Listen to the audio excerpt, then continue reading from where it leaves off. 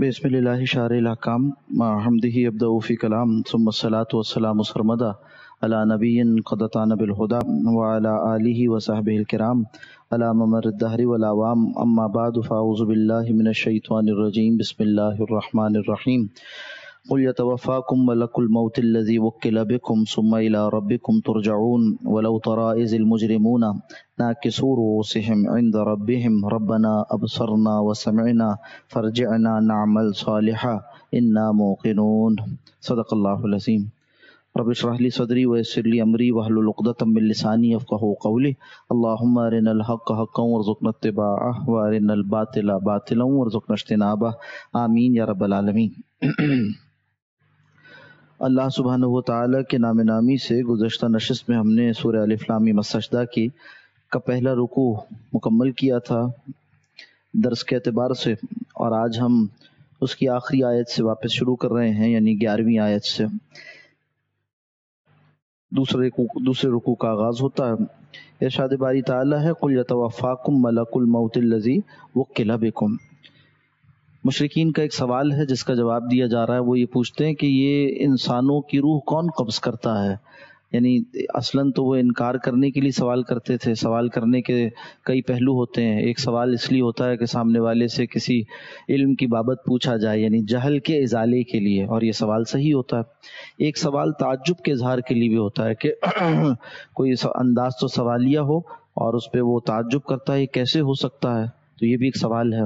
اور ایک سوال انکار کے لیے ہوتا ہے کہ یہ ہو ہی نہیں سکتا، معنی اس کے ہوتے ہیں کہ یہ بات ممکن ہی نہیں، جیسے مشرکین کے طرح طرح کے اقوال قرآن حکیم نقل کرتا ہے، اور اس میں یہ بات بھی وہ کہا کرتے تھے کہ وَقَالُوا أَإِذَا ضَلَلْنَا فِي الْأَرْضِ، کیا جب ہم زمین میں، یعنی یہ بھی ایک سوال ہے، أَإِذَا یہاں پر سوال کے لیے ہے، کیا إِذَا ضَلَلْنَا فِي الْأَرْضِ جب ہم زمین میں گھل مل جائیں گے، رل مل جائیں گے، أَإِنَّا لَفِي خَلْقٍ جَدِيدٍ تو پھر کیا ہم دوبارہ اٹھائے جائیں گے؟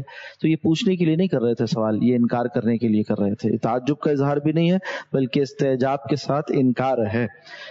تو اس پر اللہ سبحانہ و تعالیٰ نے ان کے سوال کا جواب نہیں دیا، بلکہ یہ بتلایا کہ بل ہم بلقاء ربہم کافرون، حقیقتاً تو یہ اپنے رب سے ملاقات کے انکاری ہیں۔ پھر بتایا کہ دیکھو یہ تمہارا زمین میں رل مل جانا یہ صرف جسم کے اعتبار سے ہے، اور جسم کو واپس اللہ کھڑا کر دیں گے۔ ایک اور حقیقت جو تمہارے اندر روح کے نام سے پائی جاتی ہے، اس کو تو پورا کا پورا ایسے ہی لے لیا جاتا ہے اور اس کو لے جا کر رکھ دیا جاتا ہے۔ نیکوکار لوگوں کی روحوں کو جو ہے وہ علیین میں رکھ دیتے ہیں، اور بدکار لوگوں کی روحوں کو سجین میں رکھ دیتے ہیں۔ تو روز قیامت وہ روح وہاں سے لائی جائے گی اور جسم مٹی کا واپس بنا کر کھڑا کر دیا جائے گا، تمہارے پور پور درست کر دیے جائیں گے۔ اور یہ کام کرنے کے لیے اللہ نے بڑے مقتدر قسم کے، بڑے اختیار والے، بڑے مضبوط اعصاب کے حامل، اور اسی طرح سے کہیے کہ کام کو پورا پورا کرنے والے فرشتے مقرر کر رکھے ہیں۔ قل کہہ دیجیے یتوفاکم، ہاں تمہیں موت سے دوچار کریں گے۔ کون؟ ملک الموت، موت کا فرشتہ۔ ملک الموت یہاں پر مفرد واقع ہوا، یعنی ایک شخص کا ذکر آ رہا ہے، جس سے مراد حضرت اسرائیل علیہ السلام ہے۔ اور عبرانی زبان میں اسرائیل اور اسرائیل دونوں کے معنی عبداللہ کے ہیں۔ اسرائیل اللہ کا قیدی، یعنی اللہ کا بندہ، غلام بھی قیدی ہوتا ہے، اور اسرائیل اللہ کا بندہ، تو عبد کے معنی میں، اور ایل جو ہے وہ خدا کو کہتے ہیں۔ تو حضرت اسرائیل یعنی اسرائیل کہیں، یا اسی طرح سے حضرت یعقوب علیہ السلام کی جو نسبت اسرائیل کے عنوان سے تھی، وہ دونوں کے معنی عبداللہ ہی کے آتے ہیں۔ تو یہاں پر یہ جو فرمایا ملک الموت تمہیں وفات سے دوچار کریں گے، اس سے مراد حضرت اسرائیل علیہ السلام ہے، جن کا تذکرہ بہت سی روایات حدیث میں آپ صلی اللہ علیہ وسلم نے نام کے ساتھ کیا۔ یعنی یہ بات ہمیں احادیث مبارکہ سے معلوم ہے کہ جو فرشتہ ارواح کو قبض کرنے پر مامور ہے اس کا نام اسرائیل ہے۔ امام قرطبی رحمۃ اللہ علیہ نے واقعہ نقل کیا ہے بعض آثار سے، فرماتے ہیں کہ جب حضرت اسرائیل علیہ السلام کو اللہ سبحانہ و تعالی نے فرمایا کہ لوگوں کی روح قبض کرنے کا کام تمہارے ذمے ہے، تو انہوں نے عرض کی اللہ اس طرح تو لوگ مجھے بہت برا جانیں گے، اور ہر زبان میرے خلاف بولتی ہوگی، اور ہر کوئی جو ہے وہ میرے خلاف ہو جائے گا، تو یہ تو بہت مشکل کام ہے جو آپ نے میرے ذمے لگا دیا ہے۔ تو اس پر یعنی انکار کے لیے نہیں، ایک بات کا اظہار کیا انہوں نے۔ اس پر اللہ سبحانہ و تعالی نے فرمایا کہ نہیں، بلکہ میں بعض امراض کو ایسا سبب بنا دوں گا کہ لوگ اس کی طرف موت کو منسوب کرنے لگیں گے، فلاں بیماری ہوئی تھی مر گیا، فلاں واقعہ ہوا تھا مر گیا. تو امراض جو کہیے کہ ایک طرح سے علتوں کی صورت میں پائے جاتے ہیں، کہا کہ اس کو میں ذریعہ بنا دوں گا، لوگ اس کی طرف متوجہ ہو جائیں گے اور تمہاری طرف لوگوں کا براہ راست ذہن نہیں جائے گا، یہ کہ تم پر تہمت نہیں لگائیں گے کہ تو ظلم کرنے والے ہیں. تو کہہ دیجئے کہ تمہیں تو موت کا فرشتہ جو مقرر کیا اللہ سبحانہ و تعالی نے، الذی وکل بکم، جس کو تمہارے اوپر مقرر کر دیا گیا ہے. وکلا وہی وکیل سے ہے، جیسے وکیل بنایا جاتا ہے کسی کام کے لیے کسی کو، تو موکل ہوتا ہے اور ایک وکیل ہوتا ہے. وکیل وہ ہے جو کہ جس کے کام سپرد کیا جاتا ہے، موکل وہ ہے کہ جو کام لگاتا ہے. یعنی ایک موکل ہے اور ایک وکیل ہے. تو وکیل کے ذمے کام ہوتا ہے کہ یہ کام کر دو. اللہ سبحانہ و تعالی یہاں موکل ہیں کہ اللہ سبحانہ و تعالی کام دینے والے ہیں، اور یہ جو فرشتہ ہے یہ وکیل ہے کہ اس کو مقرر کر دیا ایک کام پر. وہ کام کیا ہے؟ وکالت کس شے میں ہے؟ وہ قبض ارواح ناس، لوگوں کی روحوں کو قبض کرنے کا کام ہے. ورنہ بقیہ جتنی بھی ارواح ہیں ان کو بھی قبض کیا جاتا ہے. جیسے کہ حضرت اسرائیل علیہ السلام سے ہی یہ بات بھی منقول ہے آثار میں کہ وہ فرماتے ہیں کہ میں نہ کسی نیک آدمی کی روح قبض کر سکتا ہوں، نہ کسی برے آدمی کی، اور نہ کسی جاندار میں سے انسان کی، اور نہ کسی بہائم کی یعنی جانوروں کی، اور نہ کسی فرشتے اور نہ کسی مچھر کی، مگر اللہ سبحانہ و تعالیٰ کے حکم سے. یعنی مجھے یہ بھی نہیں معلوم ہوتا کہ کس کی موت کا وقت کب ہے. اللہ جب بتلاتے ہیں تبھی معلوم ہوتا ہے، اور میں اپنے اختیار سے کچھ نہیں کر سکتا جب تک اللہ نہ چاہے. تو یہ جو ذکر کیا کہ میں مچھر کی بھی روح قبض نہیں کر سکتا، اس سے علماء نے استدلال کیا کہ ان چیزوں میں بھی روح پائی جاتی ہے، اور وہ روح الگ الگ ہے. روح نباتاتی الگ ہے، روح بہائم الگ ہے، اور روح انسانی وہ ہے جس کو شرف عطا فرمایا اللہ سبحانہ و تعالی نے. ابن عطیہ نے ایک روایت نقل کی ہے، کہتے ہیں کہ البہائم کلھا یتوفی اللہ ارواحھا، جتنے بھی بہائم ہیں یعنی چوپائے ہیں، جانور ہیں، ان کی بھی روحوں کو اللہ سبحانہ و تعالی قبض کرتے ہیں، دون ملک الموت، بغیر ملک الموت فرشتے کے، یعنی براہ راست قبض کرتے ہیں. اس کی بعض تفصیلات بعض حضرات علماء نے لکھی ہے کہ ان کی روح کی کیفیت یعنی بہائم کی روح کی کیفیت ایسی ہوتی ہے کہ ایک ذکر ہے جو جاری رہتا ہے، وہ اللہ کی تسبیح کرتے رہتے ہیں، اور ان کے لیے ایک مقدار ذکر متعین کر دی گئی ہے. جب وہ جانور اس ذکر کی مقدار کو پورا کر لیتا ہے تو اس کی موت واقع ہو جاتی ہے. اور چونکہ ان کے لیے حشر و نشر کے وہ معاملات نہیں ہیں جیسا کہ انسان کے ساتھ ہیں، اس لیے ان کی روحوں کو باقاعدہ اہتمام کے ساتھ قبض کر رکھنا اس کا بھی معاملہ نہیں کیا گیا. رسول اللہ صلی اللہ علیہ وسلم نے حضرت اسرائیل علیہ السلام کو دیکھا بھی، جیسے کہ ایک روایت میں معلوم ہوتا ہے. ایک مرتبہ آپ صلی اللہ علیہ وسلم ایک انصاری صحابی کے پاس کھڑے ہوئے تھے، تو ان کے سرہانے دیکھا کہ ملک الموت آ گئے ہیں اور روح قبض کرنا چاہتے ہیں. تو آپ صلی اللہ علیہ وسلم نے فرمایا کہ ارفق بصاحبی فإنہ مومن، کہ اسرائیل دیکھو یہ میرا ساتھی ہے اور یہ مومن ہے، اس کے ساتھ ذرا نرمی کا معاملہ کرنا. ارفق بصاحبی، میرے صحابی کے ساتھ نرمی کا معاملہ کرنا، فإنہ مومن، کہ یہ مومن ہے. یہاں سے صحابہ اکرام کی عظمت اور عظمت شان، جلالت شان کا بھی اندازہ ہوتا ہے کہ رسول اللہ صلی اللہ علیہ وسلم کو اپنے اصحاب سے کتنی محبت تھی کہ حضرت اسرائیل کو بھی فرما رہے ہیں کہ دیکھو روح آرام سے قبض کرنا کہ یہ میرا صحابی ہے. تو سوچیے ذرا، ایک لمحے کو رک کر غور کرنے کا مقام ہے کہ انسانوں میں وہ لوگ جو کہ انسانیت کے بھی شرف سے گر جاتے ہیں اور رسول اللہ صلی اللہ علیہ وسلم کے صحابہ کو برا بھلا کہتے ہیں، تو کس قدر رسول اللہ صلی اللہ علیہ وسلم کو اذیت پہنچانے کا ذریعہ بنتے ہیں اور ان کی کیا حیثیت رہ جاتی ہے. تو یعنی انسانیت کا شرف بھی انہیں حاصل نہیں ہو سکتا، کجا یہ کہ ایمان اور اسی طرح سے ایمان والا انہیں مانا جائے. تو فرمایا کہ ارفق بصاحبی، دیکھو میرے صحابی ہیں یہ، ان کے ساتھ ذرا نرمی برتنا، فإنہ مومن، یہ صاحب ایمان ہے. اس پر حضرت اسرائیل علیہ السلام نے جواباً عرض کی کہ یا رسول اللہ طب نفسن، آپ آرام فرمائیے، یعنی سکون سے رہیے اور راحت سے رہیے، وقر عینا، اور آپ کی آنکھیں ٹھنڈی رہیں، فإنی لکل مومن رفیق، اس لیے کہ میں ہر مومن کے ساتھ نرمی برتنے والا ہوں. یعنی یہ تو آپ کے صحابی ہیں، ان کے ساتھ تو بدرجہ اعلیٰ میرا معاملہ نرمی کا ہی ہوگا، مگر اس کے علاوہ بھی ہر مومن کی روح جب میں قبض کرتا ہوں تو بہت نرمی کے ساتھ کرتا ہوں، اس میں سختی نہیں کرتا. حدیث میں آتا ہے، آپ صلی اللہ علیہ وسلم نے بتلایا کہ مومن کی روح جب قبض کی جاتی ہے تو اس کا نکلنا ایسے ہوتا ہے جیسے کسی مشکیزے کا منہ کھول دیا جائے اور پانی آرام سے بہہ جائے. اور کافر کی روح قبض کی جاتی ہے تو ایسے اس کی جان نکالی جاتی ہے جیسے کسی سیخ پر سے کباب کو کھینچ کر اتارا جائے. تو یہ فرق ہے مومن اور کافر کی قبض ارواح کا. اور یہاں پر بتلایا کہ حضرت اسرائیل علیہ السلام روح قبض کرتے ہیں. اور مقام قرآن حکیم کا وہاں یہ بھی بتلایا کہ کئی افراد ہیں جو یہ کام کرتے ہیں. جیسے ایک اور مقام پر فرمایا کہ الذی تتوفاہم الملائکہ، الذین تتوفاہم الملائکہ، وہ کہ جن کو وفات سے دوچار کرتے ہیں فرشتے. تو یہاں ملائکہ جمع واقع ہوا اور یہاں پر ذکر کیا گیا ملک الموت الذی وکل بکم. تو معلوم ہوا کہ کچھ اور فرشتے بھی ہیں جو حضرت اسرائیل علیہ السلام کے ساتھ اس کام کو انجام دینے کے لیے ان کے نائب کے طور پر مقرر کیے گئے ہیں. قرآن حکیم کا یہ مقام ان کے جو سردار ہیں ان فرشتوں کے ان کو متعین کر رہا ہے. اور دوسرا مقام الذی تتوفاہم الملائکہ الذین تتوفاہم الملائکہ، وہاں اس بات کا ذکر آ گیا کہ ان کے ماتحت بھی فرشتے ہیں جو اس کام کو انجام دیتے ہیں. اسی طرح سے امام قرطبی رحمۃ اللہ علیہ نے ان دونوں آیات کی تطبیق کی ہے. فرمایا ثم الی ربکم ترجعون، پھر اس کے بعد تم سب کے سب اپنے رب کی طرف لوٹائے جاؤ گے. ولو تری اذ المجرمون، اور اگر تم دیکھ لو اس وقت مجرم لوگوں کو، ناکسوا رؤوسہم، کہ وہ جھکائے ہوئے ہوں گے اپنے سروں کو، ناکسوا رؤوسہم، جھکائے ہوئے ہوں گے، گردن میں ڈالے ہوئے ہوں گے اپنے سروں کو، گریبان میں اپنے منہ چھپائے ہوئے ہوں گے، عند ربہم، اپنے رب کے حضور، یعنی اللہ سبحانہ و تعالیٰ کے حضور، اس کی جلالت شان کی وجہ سے اور اسی طرح سے اپنے برے اعمال کی وجہ سے، اپنے سیاہ کرتوتوں کی وجہ سے اپنے منہ جھکائے ہوئے ہوں گے اور کہتے ہوں گے، یعنی اس دن وہ اعتراف کر لیں گے اور اعترافی مجرم ہوں گے. ربنا، عجیب منظر ہوگا اس دن دیکھنے کا، وہ کہیں گے اے ہمارے رب، ابصرنا، ہم نے دیکھ لیا. کیا دیکھ لیا؟ اپنے برے اعمال کا برا انجام دیکھ لیا. آج یہ جو سوء حساب ہے نا، یہ عذاب ہم پر لاحق ہو گیا. سوء حساب یعنی برا حساب کتاب، یعنی سخت حساب کتاب. یہ تو ایک سزا ہے جو پہلے ہی انہیں مل چکی. اب جہنم جانا تو اس کے بعد کا ایک مرحلہ ہے. ابصرنا، ہم نے دیکھ لیا، وسمعنا، اور ہم نے سن لیا، یعنی جو کچھ فیصلہ آپ کی جناب سے صادر کیا گیا ہمارے بارے میں وہ ہم نے سن لیا.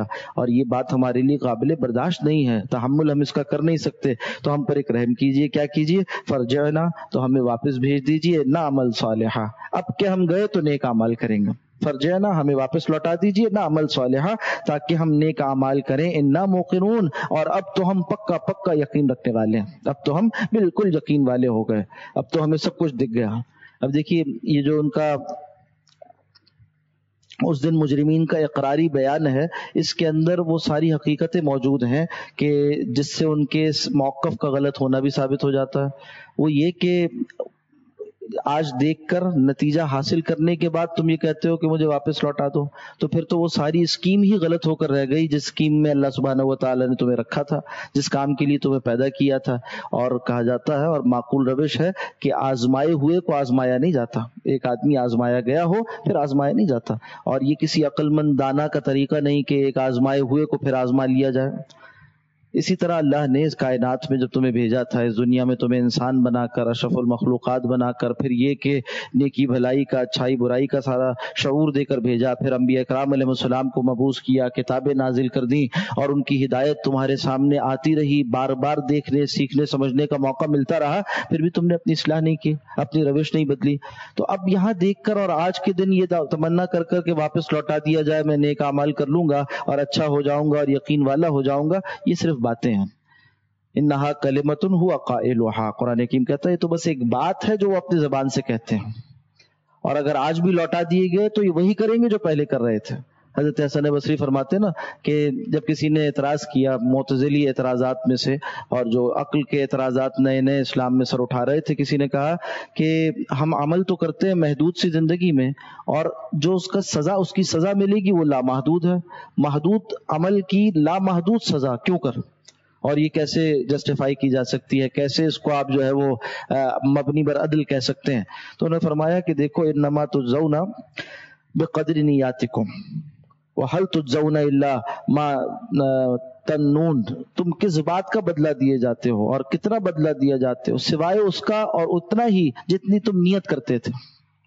یعنی یہ تمہارا جو بدلہ ہے نا، تمہارے اعمال کا بدلہ تو ہے نہیں. زندگی محدود تھی، اس کے بعد لامحدود زندگی ہے، مگر اس ہر عمل کے پیچھے ایک چیز تھی جو محدود نہیں ہوتی، وہ نیت ہے.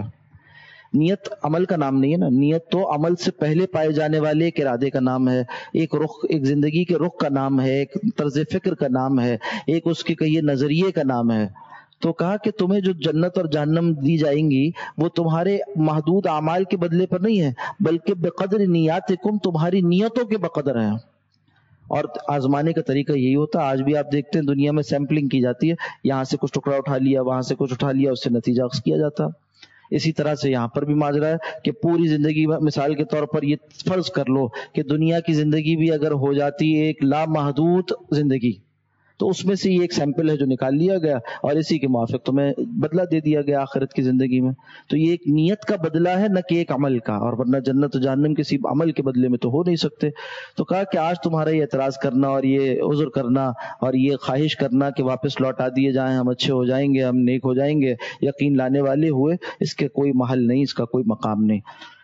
اور اگر تمہارے ساتھ ایسا کیا گیا، موقع دے دیا گیا، تو وہ جو پہلی زندگی میں اچھے ہو رہے ان کے ساتھ تو ظلم ہو جائے گا۔ تو اللہ ظلم کرنے والا نہیں، اللہ کی اسکیم یہی ہے، اللہ نے جو منصوبہ اس کائنات کے لیے بنایا وہ یہی ہے کہ ایک ہی زندگی میں تم آزمائے جاؤ گے، پھر اس کے بعد ہمیشہ ہمیشہ کی یا تو راحت ہے یا ہمیشگی کی سختیاں ہیں جس کو تمہیں جھیلنا ہے۔ وَلَوْ شِئْنَا لَآتَيْنَا كُلَّ نَفْسٍ هُدَاهَا۔ اب یہ فرماتے ہیں، اب جو انہوں نے اعتراض کیا تھا وہ کیا تھا کہ اگر ہمیں موقع مل جائے تو ہم اچھے ہو جائیں، تو اللہ فرما رہے ہیں کہ اگر تمہیں ایسے ہی دکھا کر اچھا کرنا تھا اور یعنی جبرن، یہ تو ایک طرح سے جبر ہو گیا نا، تمہیں تو نظر آ گیا سامنے جہنم ہے اور سامنے جنت ہے، اب اچھے ہوتے ہو، تو یہ تم اپنے اختیار سے نہیں ہوتے، یہ تو جبر ہو گیا۔ اور اگر ایسے ہی جبرن تمہیں اچھا بنانا تھا تو تمہاری پہلی زندگی میں ہم تمہیں اچھا نہ بنا دیتے، کہ تمہیں گناہ کا اختیار ہی نہ دیتے اور تمہیں جو ہے وہ اچھائی پر زبردستی ڈال دیتے۔ وَلَوْ شِئْنَا، اللہ فرماتے اگر ہم چاہتے، لَآتَيْنَا، تو ہم دے دیتے، كُلَّ نَفْسٍ هُدَاهَا، ہر نفس کو اس کی ہدایت، یعنی اسے ہدایت کے علاوہ کسی راستے پر چلنے کا اختیار ہی نہ دیتے۔ اور اسی طرح دوسرے مقام پر سورہ یونس میں ارشاد ہوا وَلَوْ شَاءَ رَبُّكَ، اور اگر آپ کا رب چاہتا، لَآمَنَ مَنْ فِي الْأَرْضِ كُلُّهُمْ جَمِيعًا، تو زمین والے جتنے ہیں نا سب ایمان لاتے اور سارے کے سارے ایمان لاتے۔ استغراق کے جو اسلوب ہو سکتے، من فی الارض، ایک تو اس میں عموم پیدا کیا، جو زمین پہ رہتا ہے سب ایمان والے ہو جاتے اگر آپ کا رب چاہتا۔ پھر فی الارض، الارض میں بھی عموم ہے، ساری زمین، پھر اس کے بعد مزید یہ کلہم، سب کے سب، جمیعاً، اکٹھے، یعنی کوئی ایک بھی نہ ہوتا جو گمراہی کے راستے پر چلتا، کوئی ایک بھی نہ ہوتا جو گناہ کرتا۔ اللہ اگر چاہتے تو ایسا کر دیتے، آنے واحد میں کر دیتے، اللہ کا اختیار تھا، مگر اللہ نے یہ کائنات اس اصول پر نہیں بنائی۔ یہ کائنات اور اس میں جو کچھ انسانوں کو رکھا گیا وہ آزمائش کے لیے رکھا گیا۔ اگر ایسا جبر ہدایت کے بارے میں ہو جاتا تو یہ آزمائش کے منافی تھا، اور اللہ کی مرضی یہ تھی کہ آزمائش ہو جائے۔ کل نفس هداها ولكن حق القول مني، بلکہ اللہ فرماتے ہیں کہ ہماری طرف سے تو وہ جو وعدہ تھا وہ برحق تھا، وہ واقع ہو کر، ولكن حق، ثابت ہو گیا، القول مني، میری طرف سے کیا گیا وعدہ۔ وہ کیا تھا؟ لَأَمْلَأَنَّ جَهَنَّمَ مِنَ الْجِنَّةِ وَالنَّاسِ أَجْمَعِينَ، کہ میں ضرور بھر دوں گا جہنم کو جنوں اور انسانوں سب سے، یعنی یہ کہ جو نافرمانی کریں گے میں ان کو بھر دوں گا۔ اور یہ پہلے ہی تمہیں بتا دیا تھا، یہ وعدہ کیا تھا، یعنی یہ ایک وعید تھی جو تم کو دے دی گئی تھی، بتا دیا گیا تھا دنیا میں کہ اگر برے اعمال کر جاؤ گے تو تم سب سے جہنم کو بھر دوں گا۔ یہ بات تو پوری ہو کر رہے گی۔ فَذُوقُوا بِمَا نَسِيتُمْ لِقَاءَ يَوْمِكُمْ هَٰذَا، تو اے انسان اب چک لو مزہ اس بھلا دیے رکھنے کا، بھلائے جانے کا، بھلانے کی اس روش کا، لقاء یومکم ھذا، جو جس کو تم نے بھلا رکھا تھا وہ کیا چیز تھی؟ وہ آج کے دن کی ملاقات تھی۔ فذوقوا بما نسیتم، تو اب چکو مزہ جیسا کہ تم بھلائے رکھتے تھے، لقاء یومکم ھذا، اپنے اس دن کی ملاقات کو، اپنے رب سے ملاقات کو بھلاتے تھے، اور اعمال سے پہلے یہ نہیں سوچتے تھے کہ روز قیامت کیا جواب دہی کروں گا، انا نسیناکم، تو تم نے بھلایا تھا تو بے شک ہم نے بھی تمہیں بھلا دیا۔ اچھا، اب یہاں اشکال کیا مفسرین نے کہ نسیان تو ایک عارضہ ہے، یعنی نسیان بھول جانا یہ تو ایک عارضہ ہے، اور یہ اللہ سبحانہ و تعالیٰ کے لیے درست نہیں، یعنی اللہ کی ذات تو ہر طرح کے عارضے سے، ہر طرح کے عیب سے پاک ہے۔ اللہ فرما رہے ہیں کہ بما نسیتم انا نسیناکم، جیسے تم نے ہمیں بھلا دیا تھا ایسے ہم نے تمہیں بھلا دیا، تو اللہ کے لیے بھول تو ثابت نہیں ہوتی۔ مراد کیا ہے اس سے؟ جواب دیا پھر، جیسے شیخ وابا زوہیلی رحمۃ اللہ علیہ تفسیر منیر میں فرماتے ہیں کہ یہاں پر جو طرز واقع ہوا ہے بینہما مشاکلہ، اس کو عربی زبان کے بلاغت کے اسالیب میں مشاکلہ کہتے ہیں۔ مشاکلہ کا مطلب کیا ہوتا ہے؟ وہی الاتفاق فی اللفظ مع اختلاف فی المعنی، کہ لفظ ایک ہی واقع ہو، اتفاق ہو لفظ کا، ایک ہی جیسے الفاظ واقع ہو مگر معنی الگ الگ ہو۔ مراد کیا ہے یہاں پر؟ یہاں جو لفظ استعمال کیا تھا مخلوق کے لیے کہ تم نے ہمیں بلا رکھا تھا یا اس دن کی ملاقات کو بلا رکھا تھا، تو صنعت مبالغے کی ایک صنعت جسے مشاکلہ کہتے ہیں اسے استعمال کرتے ہوئے اللہ نے اپنے لیے بھی وہی لفظ استعمال کر لیا، جبکہ معنی وہ مراد نہیں ہے، معنی ترکوکم کے ہیں، جیسے تم نے مجھے چھوڑ دیا تھا، یعنی میری پرواہ کرنی چھوڑ دی تھی، میرے احکامات کو ماننا چھوڑ دیا تھا، تو آج کے دن ہم نے تمہیں چھوڑ دیا ہے۔ فذوقوا تو وذوقوا عذاب الخلد، تو اب چکھ لو مزہ ہمیشہ کے عذاب کا، بما کنتم تعملون، بسبب اس کے جو عمل تم کرتے تھے۔ انما یؤمن بآیاتنا الذین اذا ذکروا بها، بے شک ہماری آیات پر ایمان رکھنے والے تو وہ لوگ ہیں جب انہیں اس سے نصیحت کروائی جاتی ہے، خروا سجدن، تو گر پڑتے ہیں سجدہ کرتے ہوئے، وسبحوا بحمد ربہم، اور وہ تسبیح پاکیزگی بیان کرتے ہیں اپنے رب کی حمد کے ساتھ، وہم لا یستکبرون، اور وہ تکبر نہیں کرتے۔ آیت سجدہ ہے، انشاءاللہ درس کے اختتام پر سجدہ کر لیں گے، ساتھ ہی یاد بھی کرا دیں پورے مجلس کے لیے، جس مجلس میں آیت سجدہ پڑھی جائے اس کو ایک سے زیادہ مرتبہ پڑھا جائے یا اس کا ترجمہ بیان کیا جائے تو پوری مجلس میں ایک مرتبہ، یعنی ہر شخص پر ایک مرتبہ جس نے اس آیت کو سنا ہے سجدہ واجب ہو جاتا ہے۔ تو فرمایا کہ جب انہوں نے نیک لوگ کا کیسے ہوتے ہیں کہ جب وہ ایمان لائے وہ اپنی ہماری آیات پر، اذا ذکروا بہا، جب ان کو اس سے نصیحت کروائی جاتی ہے، خروا سجدن، تو گر پڑتے ہیں سجدے میں، یعنی اللہ کے خوف سے یا یہ کہ اس کی آیات کو سن کر اللہ کے حضور راغب ہوتے ہوئے سجدہ ریز ہو جاتے ہیں۔ وسبحوا بحمد ربہم، اور وہ تسبیح بیان کرتے ہیں، انہوں نے بیان کی پاکیزگی اللہ کی، بحمد ربہم، اپنے رب کی حمد کے ساتھ، یعنی اس کی تعریف بھی کرتے ہیں، وہم لا یستکبرون، اور وہ تکبر نہیں کرتے۔ اس کا مجموعہ نماز ہے۔ جن آیات میں سجدے کا حکم آتا ہے تو بعض لوگ یہ خیال کرتے ہیں کہ انفرادن سجدہ یا منفردن سجدہ کرنا درست ہے، جبکہ ایسا نہیں ہے، یعنی فقہ حنفی میں اس بات کی گنجائش نہیں ہے کہ کوئی شخص علیحدہ سے سجدہ کرے بغیر نماز کے۔ ہاں ایک سجدہ ہے جس کو ایک تو سجدہ تلاوت ہے، تو سب کے نزدیک متفق علیہ ہے، یہ جو بات ہو رہی ہے وہ اس کے علاوہ کی بات ہو رہی ہے، یعنی کوئی آپ نے کوئی نعمت ملی یا کوئی تکلیف کی کیفیت ہوئی یا یہ کہ دعا کرنا چاہتے ہیں تو سجدہ کیا اور اس میں دعا کر لی، یہ بات صحیح نہیں، مکروہ لکھا ہے اس کو فقہ نے، اور فتاوی عالمگیری میں تفصیل کے ساتھ اس پر کلام کیا، فرمایا ان الگ سے سجدہ مشروع نہیں ہے۔ جتنی احادیث میں اس بات کا ذکر ہے، اگرچہ شوافی کے نزدیک جائز ہے، جتنی احادیث میں اس بات کا ذکر ہے وہ سارے کے سارے سجدہ اضطراری ہیں۔ اضطراری کا مطلب کیا ہے کہ کوئی ایسی کیفیت پیدا ہوئی کہ جس میں انسان کو بالکل اختیار نہ رہا اور وہ سجدہ ریز ہو گیا، تو ایسے واقعات ہوئے ہیں اور وہی رپورٹ ہوئے ہیں احادیث میں۔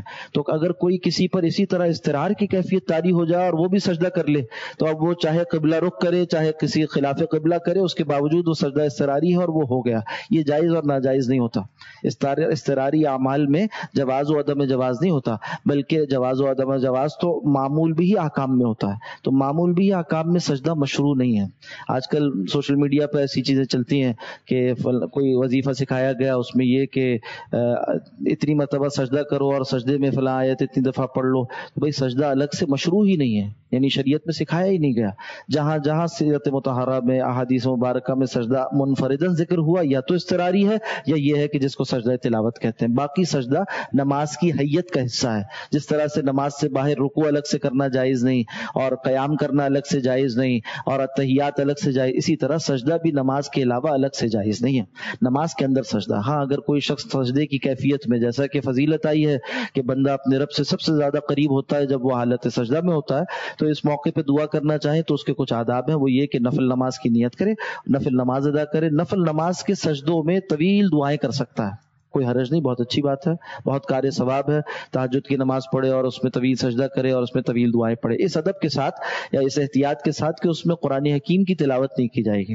قرآن حکیم نہ تو سجدے میں پڑھا جائے گا نہ رکوع میں پڑھا جائے گا، یہ محل تلاوت نہیں ہے۔ جیسے عرض کیا تھا نا، نماز سے باہر سجدہ مشروع نہیں اور سجدے اور رکوع میں تلاوت مشروع نہیں، یہ محل تلاوت نہیں ہے۔ چنانچہ تلاوت کی یعنی آیات قرآنی کے علاوہ جو دعائیں ہیں مسنون، ان کو آپ جو ہے وہ سجدے میں پڑھ سکتے ہیں، جتنی کثرت سے پڑھے اتنے اچھی بات ہے۔ اب یہ معلوم کیا ہوا، یہ ساری باتیں خروا سجدن، اسی طرح سبحوا، اسی طرح سے بحمد ربہم اور لا یستکبرون، یہ ساری کیفیات کیا ہے، نماز کے اجزاء کے اندر جمع ہو گئی۔ تتجافى جنوبهم عن المضاجع، اگلی بات یہ ذکر فرمائی کہ علیحدہ رہتے ہیں، تتجافى یعنی علیحدہ رہتے ہیں، دور رہتے ہیں، جنوبهم ان کے پہلو سے جنبن سے مراد ایک پہلو ہے، جس طرح انسان کروٹ لیتا ہے نا، کروٹ کے معنی میں لفظ جم استعمال ہوتا ہے، جنوبهم ان کے پہلو یعنی ان کی کروٹیں، عن المضاجع المضاجع، مضجع کہتے ہیں اس جگہ کو جس پر انسان لیٹتا ہے، تو لیٹنے کے مقام سے پہلو الگ رہتے ہیں، یعنی لیٹتے نہیں ہیں، بستر پر آرام نہیں کرتے. یدعون ربهم خوفا وطمعا، اور پکارتے رہتے ہیں اپنے رب کو خوف کے ساتھ بھی اور امید کے ساتھ بھی. اس سے مراد کیا ہے؟ ایک روایت میں اس بات کا ذکر آتا ہے، ایک صحابی رسول فرماتے ہیں کہ ایک روز ہم نماز مغرب کے بعد بیٹھے ہوئے تھے مسجد میں، اور مغرب سے لے کر عشاء تک اصحاب رسول نے مسلسل نمازیں ادا کی، یعنی طویل قراتیں کی، جس کو ہم اوابین کہتے ہیں، یہ نمازیں ادا کی. مغرب کی نماز کے بعد سے نوافل پڑھتے رہے یہاں تک کہ عشاء کا وقت ہو گیا. تو صحابی رسول فرماتے ہیں کہ یہ آیت ان کے بارے میں نازل ہوئی. تو اس کو دیکھ کر فقہاء نے کہا کہ تتجافا جنوبہم عن المضاجع، یعنی خوابگاہوں سے دور رہنے والی یہ آیت، یہ فضیلت ہے اوابین کی نماز کی. ایک اور واقعہ نقل ہوا، اس میں بتایا کہ ایک روز، اور بارہا ایسا ہوتا تھا کہ اصحاب رسول چونکہ ان کی ماحول میں جلدی سونے کا معمول تھا، تو انتظار کیا کرتے تھے مغرب کی نماز پڑھنے کے بعد اپنی ضرورت سے، کھانے سے یا جو بھی مصروفیات ہیں اس سے فارغ ہو کر، کہ اب نماز عشاء کا وقت آئے تو ہم جلد از جلد نماز عشاء ادا کریں اور سو جائیں. تو بعض اوقات لوگوں پر گرانی طاری ہوتی تھی تو وہ صفوں میں بیٹھ کر اونگتے رہتے تھے یہاں تک کہ عشاء کا وقت داخل ہو جائے اور نماز پڑھیں اور جا کر سو جائیں. اور آج بھی بعض دیہی علاقوں میں یہ مناظر دیکھے جا سکتے ہیں. ہمارے اسفار ہوتے ہیں بعض اوقات تو دیکھتے ہیں کہ بعض لوگ پہاڑی علاقوں میں، وہ ایک چھوٹی سے گھر ان کا وہاں سامنے ہے، مسجد یہاں پر ہے، تو مغرب پڑھنے آتے ہیں تو وہیں بیٹھے رہتے ہیں، مغرب پڑھ کر بیٹھ جاتے ہیں کہ عشاء کا وقت داخل ہو، اور بیٹھے اونگتے رہتے ہیں یہاں تک کہ عشاء کا وقت داخل ہو تو نماز پڑھ کر جماعت سے پھر اس کے بعد اپنے گھر کو روانہ ہو جائیں. تو اصحاب رسول اسی طرح بیٹھے ہوئے تھے عشاء کے انتظار میں، تو ان کی فضیلت میں یہ آیت نازل ہوئی. دو شان نزول اس کے بیان ہوئے. اور تیسرا وہ ہے جو سری ہے، جس پہ کہ کہیے کہ جس کو آپ کہہ سکتے ہیں کہ راجح شان نزول ہے اس کا، وہ حضرت معاذ بن جبل رضی اللہ تعالیٰ عنہ سے منقول ہے، اور اس کی کہیے کہ معروف تفسیر بھی وہی ہے. حضرت معاذ فرماتے ہیں کہ، اور یہ واقعہ پورا سنن ترمذی میں، اسی طرح مسند احمد میں نقل ہوا کہ کنت مع النبی صلی اللہ علیہ وسلم فی السفر، ایک روز میں نبی اکرم صلی اللہ علیہ وسلم کے ساتھ سفر میں تھا، میری سواری آپ کے ساتھ ساتھ تھی. ایک جگہ قیام کا موقع ہوا، وہاں ہم رکے. آپ صلی اللہ علیہ وسلم سے میں نے کچھ سوال کیا کہ بتائیے نجات کا ذریعہ کیا ہے، کامیابی کا ذریعہ کیا؟ آپ نے فرمایا تم نے تو بہت بڑا سوال کیا، لقد سألت عن شيء عظیم، بڑی شے کے بارے میں سوال کیا. پھر کچھ چیزیں آپ نے بتانا شروع کی، اچھا ایسا کیا کرو، ایسا کیا کرو، ایسا. اسی میں ایک بات یہ بھی فرمائی کہ الا ادلک علی ابواب الخیر، کیا میں تمہیں خیر کے دروازوں کی رہنمائی نہ کروں، یہ نہ بتاؤں کہ خیر کے دروازے کون سے ہیں؟ پھر آپ نے خود فرمایا. معلوم ہوا علماء نے لکھا اس روایت کے ذیل میں، اور مشکات میں بھی روایت موجود ہے، اس کے شرح میں ملا علی قاری رحمۃ اللہ علیہ فرماتے ہیں کہ کوئی عالم کسی طالب علم میں طلب علم دیکھے اور طلب حرص اعمال دیکھے تو اس سے پوچھنے کی، اس نے کوئی پوچھا ہو زیادہ بتا دے اسے، اس نے سبق کم پڑھا ہو اس کو زیادہ پڑھا دے تب بھی اچھا ہے. جیسے کہ آپ صلی اللہ علیہ وسلم نے اپنے شاگرد کو حضرت معاذ بن جبل رضی اللہ تعالیٰ عنہ کے ایک سوال پر 10 اعمال بتا دیے، اس لیے کہ جانتے تھے کہ ان کے اندر حرص ہے نیک اعمال کی، ان کے اندر رغبت ہے اور ان کے اندر سیکھنے کا مادہ ہے. تو فرمایا کہ الصوم جنہ، روزہ جو ہے وہ ڈھال ہے، والصدقۃ تدفع الخطیہ، اور جو صدقہ ہے وہ خطیات کو، گناہوں کو دور کر دیتا ہے، اس کی آنکھ کو مٹا دیتا ہے. والصلاۃ الرجل فی جوف اللیل، اور اسی طرح سے ابواب الخیر میں سے، خیر کے دروازوں میں سے ایک دروازہ رات کی نماز ہے. ثم قرأ، پھر آپ صلی اللہ علیہ وسلم نے یہ آیات قرات فرمائی، تتجافى جنوبهم عن المضاجع يدعون ربهم خوفا وطمعا ومما رزقناهم ينفقون. یہاں تک آپ صلی اللہ علیہ وسلم نے، بلکہ اس سے آگے بھی ينفقون کے بعد یہاں تک حتی بلغ جزاء بما كانوا يعملون، یہاں تک آپ صلی اللہ علیہ وسلم نے آیات کو تلاوت کیا. فلا تعلم نفس ما اخفي لهم من قرة اعين جزاء بما كانوا يعملون، ان آیات کو آپ نے تلاوت فرمایا. تو معلوم کیا ہوا، یہاں پر جو جوف اللیل کے الفاظ آئے نا، اس سے معلوم ہوا کہ یہ تہجد کی نماز ہے جس کی فضیلت بیان ہو رہی ہے. 3 روایات ہو گئیں، تینوں جمع ہو جاتی ہیں. ایک تو تینوں رات میں واقع ہوتی ہیں، چاہے مغرب کے بعد اوابین ہو، چاہے نماز عشاء ہو، چاہے تہجد ہو، تو رات میں واقع ہوتی ہیں. اور رات جو ہے وہ محل سونے کا ہے، تو بستروں سے دور رہنا خود بخود متحقق ہو گیا ان سب کے لیے. اور بہرحال اس کا اطلاق جتنی نیند کو چھوڑنے میں مشقت زیادہ ہوگی اتنا ہی زیادہ اس کا اطلاق بڑھتا چلا جائے گا. مغرب کے بعد مشقت اتنی نہیں ہے، عشاء پر اتنی نہیں ہے، تہجد میں اور زیادہ ہے. تو جس میں مشقت زیادہ اس پر اتنا زیادہ اس فضیلت کا اطلاق ہو گیا. تتجافى جنوبهم عن المضاجع. ایک حدیث میں آتا ہے، امام ابن کثیر رحمۃ اللہ علیہ روایت کو لے کر آئے ہیں کہ روز قیامت جب حشر سجایا جائے گا، اس موقع پر اللہ سبحانہ و تعالی آواز لگائیں گے اور فرمائیں گے کہ بتاؤ وہ لوگ کہاں ہیں جن کی یہ صفت ہے کہ تتجافى جنوبهم عن المضاجع، جن کے پہلو خوابگاہوں سے علیحدہ رہتے تھے، وہ راتوں کو اٹھ کر اللہ کے حضور رویا کرتے تھے، اللہ کے حضور نمازیں پڑھا کرتے تھے، وہ لوگ کہاں ہیں؟ تو کچھ لوگ کھڑے ہو جائیں گے اور فرمایا بہت تھوڑے ہوں گے مگر ہوں گے، اور ان کو کہا جائے گا کہ بلا حساب کتاب جنت میں داخل ہو جاؤ۔ ان کے لیے فضیلت بھی اس آیت کے ذیل میں، یعنی اس آیت میں جو الفاظ واقع ہوئے ہیں، یہ صفت جن کے اندر پائی جاتی ہوگی ان کو اللہ سبحانہ و تعالیٰ کیفیت عطا فرمائیں گے۔ اللہ سبحانہ و تعالیٰ ہم سب کو عمل کی توفیق عطا فرمائے۔ فرمایا یدعون ربہم خوفا و طمعا، یہ پکارتے ہیں اپنے رب کو خوف و طمع کے ساتھ۔ خوف سے مراد اللہ کے عذاب سے ڈرنے کی کیفیت ہے، طمع سے مراد اللہ سبحانہ و تعالیٰ کے نعمتوں کی شفقت ہے، نعمتوں کی طرف رغبت ہے انسان کے اندر جو پائی جاتی ہے۔ ان دونوں کو جمع کیجئے تو حال ایمانی بنتا ہے۔ ومما رزقناہم ينفقون، اور جو کچھ ہم نے انہیں دے رکھا ہے اس میں سے وہ خرچ کرتے ہیں۔ ایک اور حدیث میں اس بات کا ذکر آتا ہے کہ آپ صلی اللہ علیہ وسلم نے فرمایا کہ اللہ سبحانہ و تعالیٰ کو اپنے دو بندوں پر بڑا تعجب ہوتا ہے۔ تعجب سے مراد کیا ہے؟ کہ اللہ ان کو پسند فرماتے ہیں، اللہ کہتے ہیں کہ یہ اچھے لوگ ہیں، یہ کتنے ہی خاص لوگ ہیں، کتنے خاص لوگ ہیں، اور فرشتوں پر ان پر جو ہے وہ اللہ سبحانہ و تعالیٰ فخر جتلاتے ہیں۔ ایک وہ شخص جو کہ اپنی خوابگاہ سے اور آرام کے مقام سے اور اپنے گھر بار میں سے اٹھتا ہے اور اٹھ کر رات کے وقت میں نماز ادا کرتا ہے، اور دوسرا وہ شخص کہ جو جانتا ہے اس بات کو کہ میں سامنے گھمسان کا رن پڑا ہوا ہے، میدان قتال میں جو ہے وہ جو جائے گا داخل ہوگا مر جائے گا اور مارا جائے گا، اس کے باوجود وہ اس میں داخل ہو جاتا ہے۔ تو اس پر اللہ سبحانہ و تعالیٰ فرشتوں سے پوچھتے ہیں کہ بتاؤ کہ کیا چیز ہے جو میرے اس بندے کو خوابگاہ کو چھوڑ کر، نرم بستر کو چھوڑ کر اٹھنے پر مجبور کرتی ہے، اور کیا چیز ہے جو اس بندے کو اپنی جان تک نچھاور کر دینے پر آمادہ کر دیتی ہے؟ یہ دو بندے جو ہیں یہ کیوں کرتے ہیں ایسا؟ تو فرشتے کہیں گے کہ اللہ یہ تو ایک جانب آپ کی نعمتوں کی امید رکھتا ہے اور دوسری جانب آپ کے جہنم سے ڈرتا ہے۔ تو اللہ فرمائیں گے اچھا ٹھیک ہے، پھر میں نے اسے معاف کر دیا، میں نے اس کی بخشش کا فیصلہ کر دیا۔ تتجافى جنوبهم عن المضاجع يدعون ربهم خوفا وطمعا ومما رزقناهم ينفقون، جو کچھ ہم نے انہیں دے رکھا اس میں سے خرچ کرتے ہیں۔ فلا تعلم نفس ما اخفي لهم من قرة اعین، اور نہیں جانتا کوئی نفس جو کچھ چھپا رکھا ہے ہم نے اس کی آنکھوں کی ٹھنڈک کا سامان، جس میں کہ جنت کا ذکر آیا، اور جنت وہ چیز ہے کہ جس کو نہ کسی آنکھ نے دیکھا نہ کسی دل میں اس کا کبھی خیال پیدا ہوا، اللہ سبحانہ و تعالیٰ نے اسے چھپا رکھا ہے۔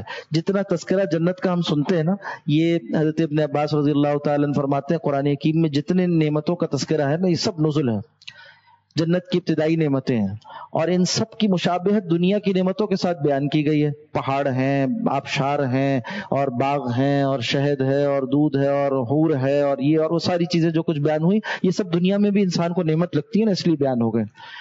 باقی جو حقیقت ہے وہ تو چونکہ تم جانتے ہی نہیں کہ تمہارے لیے کیا کچھ سامان ہے، اور اسے کبھی دیکھا ہی نہیں تم نے، اس لیے اس کا ذکر بھی نہیں آیا۔ بس اجمال یہی ذکر کر دیا کہ فلا تعلم نفس، قرآن میں جو کچھ بیان ہوا وہ تو انسان جانتا ہے نا، تو اس لیے معلوم ہوا کہ قرآن میں جتنا کچھ بیان ہوا ہے وہ تو جنت کا ابتدائی حصہ ہے، باقی وہ سب کچھ ہے جس کو انسان نہیں جانتا۔ فلا تعلم نفس، نہیں جانتا کوئی نفس، ما اخفی لہم، جو ان کے لیے چھپا رکھا ہے، من قرۃ اعین، آنکھوں کی ٹھنڈک کا سامان، جزاء بما کانوا یعملون، یہ بدلہ ہے اس کا جو نیک عمل وہ کرتے تھے۔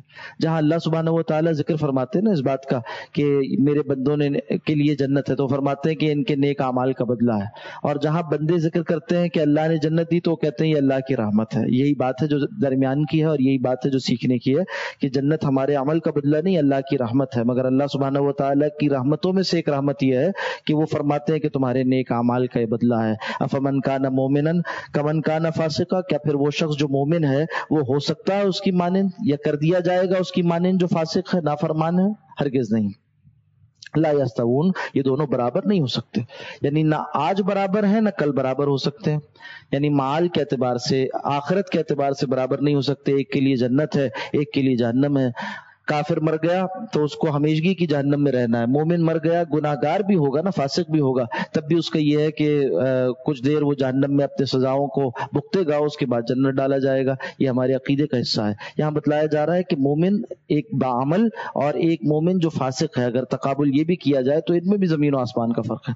ایک وہ جو باعمل ہے وہ انشاءاللہ اول واہلے میں نجات کا حامل ہو جائے گا، جہنم جائے گا ہی نہیں انشاءاللہ، اور ایک وہ ہے جو کہ فاسق ہے، فسق و فجور میں پڑا ہوا ہے، تو وہ जहन्नम जाकर फिर इंशाअल्लाह वल अजीज निकाल लिया जाएगा। ला यस्तवून, दोनों बराबर नहीं हो सकते, यानी एक लम्हे को भी जहन्नम का बर्दाश्त करना बहुत मुश्किल बात है। अम्मल्लज़ीना आमनू व अमिलुस्सालिहात, बस वो लोग जो ईमान लाए और नेक अमाल किए, फलहुम जन्नातुल मावा, उनके लिए बागात हैं हमेशगी के जहाँ वो रहेंगे, यानी रहने वाले बागात हैं, मावा जहाँ उनके लिए ठिकाना होगा। नुज़ुलम बिमा कानू यामलून, बतौर मेहमानी के दिए जाएंगे। नुज़ुलन जिसका भी जिक्र आ रहा था ना कि जन्नत की जितनी नेमतें जिक्र की गई सब नुज़ुल है, यानी इब्तिदाई सामान है। इसके बाद आगे की नेमतें तो वो हैं जिसको अल्लाह ने छुपा रखा। उख्फिया लहुम मिन क़ुर्रति आयुन, जिसको फरमाया ना उख्फिया लहुम मिन क़ुर्रति आयुन नुज़ुलम बिमा कानू यामलून, यहाँ भी ये फरमाए बतौर मेहमान नवाजी दिए जाएंगे उनके नेक अमल के बदले में, बिमा कानू यामलून, जो वो किया करते थे। वअम्मल्लज़ीना फ़सक़ू, जहाँ तक ताल्लुक है उन लोगों का जिन्होंने फिस्क़ व फ़ुजूर किया,